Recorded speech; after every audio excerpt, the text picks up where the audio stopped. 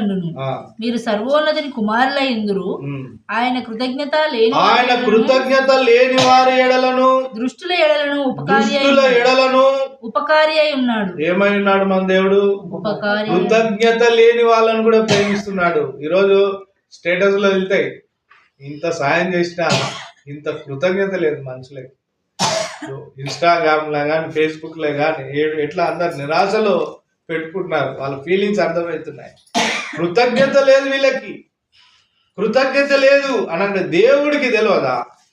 దేవుడు కృతజ్ఞత లేని వారిని కూడా ప్రేమిస్తున్నాడు. దేవుడు ఇన్ని మేలులు చేస్తుంటే ఎంతమంది దేవుని కొరకు బ్రతుకుతున్నారు, ఎంతమంది దేవుని మహిమకరంగా జీవిస్తున్నారు.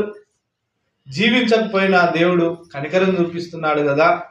కృతజ్ఞత లేని వారి ఎడల కూడా ఆయన ప్రేమ చూపిస్తున్నాడు కదా. మరి నా పిల్లలైతే, నన్ను అనుసరించే వారైతే మీరు కూడా అలాగే ఉండాలని ప్రభు కోరుకుంటున్నాడు. హల్లెలూయా. మీ ఎడల ఎవరైతే కృతజ్ఞత లేదో అయినా పర్వాలేదు, కానీ మీరు మాత్రం దేవుని మహిమకరంగా జీవించాలి. నేను ఎప్పుడు ఒక మాట చెప్తుంటాను మా ఇంట్లో మా పిల్లలకి, నాన్న నువ్వెందుకు అందరూ అట్లా ఉండట్లేదు, నువ్వెందుకు అట్లుంటా అంటే నేను ఒకటే మాట, ఎవరి దగ్గర ఏది ఉందో అదే చూపిస్తారు నాన్న.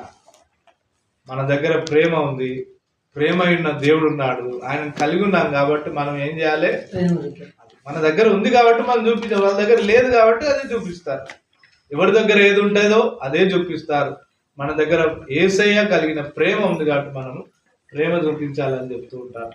హల్లెలూయా. ఇంకా ఏమనుంది చూసుకుందాం. 36వ వచనం. కాబట్టి మీ తండ్రి కనికరం గలవాడై ఉన్నట్టు అందరూ చెప్తాం. కాబట్టి మీ తండ్రి కనికరం గలవాడై ఉన్నట్టు మీరును కనికరం గలవారై ఉండుడి. మన దేవుడు, మన తండ్రి ఎలాంటి వాడట?